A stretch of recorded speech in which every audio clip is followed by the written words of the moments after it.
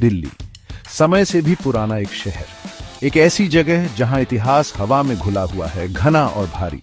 लेकिन चहल पहल वाली गलियों और जीवंत संस्कृति के नीचे एक अंधेरा मंडरा रहा है। एक ऐसा अंधेरा जो भूली हुई आत्माओं और प्राचीन बुराइयों की कहानियां सुनाता है। सदियों से कहानियां घूम रही हैं, बेचैन आत्माओं की कहानियां उसी जमीन पर भटकती हैं जहां हम चलते हैं। ऐसी जगह जहां हमारी दुनिया और दूसरी दुनिया के बीच का पर्दा पतला होता जाता है। मेरे साथ चलो, दिल्ली की सबसे डरावनी जगहों के बीच। खुद को तैयार कर लो, आप जो पढ़ने वाले हैं वह आपको रूह तक कंपा देगा। हमारा सफर शहर के बीचों बीच फिरोज शाह कोटला किले से शुरू होता है। 14वीं शताब्दी में बना ये कभी भव्य किला अब खंडहर में खड़ा है, समय के क्रूर थपेड़ों का गवाह। लेकिन इन टूटती दीवारों के भीतर कुछ भयानक हलचल मचा रहा है। स्थानीय लोग एक जिन्न के बारे में बातें करते हैं, एक शक्तिशाली आत्मा जो मैदान में घूमती है। वे कहते हैं कि यह इच्छाएं पूरी करता है, लेकिन एक भयानक कीमत पर। हमने एक स्थानीय दुकानदार से बात की, उसकी आंखें डर से चौड़ी थीं। उसने फुसफुसाते हुए कहा, हर गुरुवार को लोग जिन्न को खुश करने आते हैं। वे चढ़ावा चढ़ाते हैं, पत्र छोड़ते हैं, कृपा की भीख मांगते हैं। वह कांप गया। लेकिन सावधान रहे, जिन्न चंचल है। ये इच्छाएं पूरी करने के साथ ही बर्बादी भी ला सकता है। अब हम दिल्ली कैंट के विशाल क्षेत्र में प्रवेश करते हैं। यह साधारण सा दिखने वाला रिहायशी इलाका एक काले राज को छुपाए हुए है। कहा जाता है कि यहाँ औपनिवेशिक काल के दौरान मारे गए ब्रिटिश सैनिकों के भूतों का बसेरा है। उनकी आत्माएं हमेशा के लिए उस जमीन से बंधी हुई हैं जहां वे गिरे थे।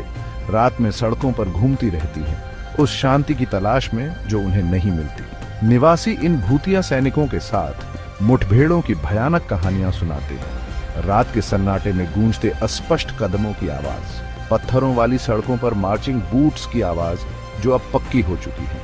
हवा में दहशत घुल जाती है, मानो पूरा माहौल ही भूतिया हो।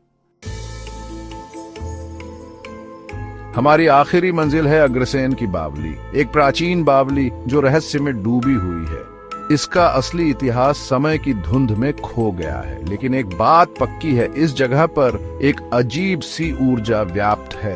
किंवदंती है कि बावली श्रापित है। जो लोग इसकी गहराई में ज्यादा देर तक रुकते हैं वे एक अदृश्य शक्ति द्वारा खींच लिए जाते हैं। उनकी आत्माएं अंधेरे में समा जाती हैं। कुएं के किनारे पर खड़े होकर उसकी गहराई में देखने पर कोई भी अज्ञात के खिंचाव को महसूस कर सकता है।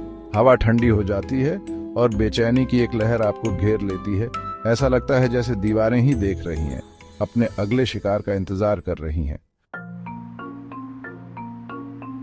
वापस दिल्ली कैंटोनमेंट में एक और कहानी सामने आती है, एक दर्दनाक प्यार और बेचैन आत्माओं की। स्थानीय लोग एक युवती के बारे में बताते हैं जो सफेद गाउन पहने अपने खोए हुए प्यार की तलाश में इलाके में घूमती रहती है।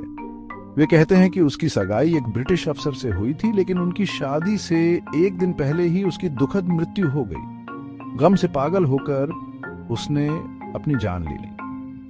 अब उसकी आत्मा सड़कों पर भटकती है, हमेशा के लिए अपने खोए हुए प्यार का शोक मनाती है। कुछ लोग कहते हैं कि उसे पुराने औपनिवेशिक बंगलों के पास देखा जा सकता है, उसका सफेद गाउन हवा में लहराता हुआ। मौत के बाद भी लंबे समय तक बने रहने वाले दर्द की एक भूतिया याद।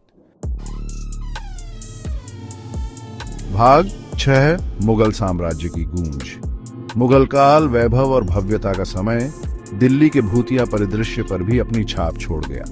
बहुत से लोग मानते हैं कि मुगल बादशाहों और उनकी बेगमों की आत्माएं अभी भी अपने पुराने महलों के हॉल में घूमती हैं। सदियों से साजिशों और विश्वासघात की फुसफुसाहट गूंजती रहती है, एक बीते युग की दरबारी साजिशों की भयानक याद दिलाती है। ऐसी ही एक जगह है लाल किला, जो कभी मुगल सत्ता का केंद्र था। यहाँ ऐसा कहा जाता है कि बादशाह जहांगीर की प्यारी बेगम नूरजहां का भूत अभी भी देखा जा सकता है। वह बगीचों में घूमती है, उसकी हंसी हवा में तैरती है, उसके प्यार और उसकी शक्ति की एक भूतिया याद। भाग 7, पुरानी दिल्ली की आत्माएं। पुरानी दिल्ली तंग गलियों और चहल पहल वाले बाजारों का एक भूल भुलैया, भूतिया कहानियों का भी घर है। व्यापारियों और दुकानदारों की आत्माएं, उनकी आत्माएं उन जगहों से बंधी हुई हैं जहां वे कभी फलते फूलते थे। कहा जाता है कि इस इलाके में भटकती हैं। वे परछाइयों में छिपे रहते हैं। उनकी उपस्थिति बाजार से बहने वाली ठंडी हवा में तैरते मसालों की हल्की खुशबू में महसूस की जा सकती है। कुछ लोग मानते हैं कि ये आत्माएं दयालु हैं, शहर और उसके निवासियों की देखभाल करती हैं। दूसरे फुसफुसाते हैं कि वे बेचैन आत्माएं हैं, हमेशा के लिए कुछ ऐसा ढूंढ रही हैं जो उन्होंने जीवन में खो दिया। सच्चाई जो भी हो, एक बात पक्की है, पुरानी दिल्ली की आत्माएं शहर के ताने बाने का एक अभिन्न हिस्सा है। उनकी कहानियां इसके अस्तित्व के ताने बाने में बुनी गई हैं। भाग 8, असाधारण का स्थायी आकर्षण। दिल्ली की भूतिया जगहों का एक स्थायी आकर्षण है।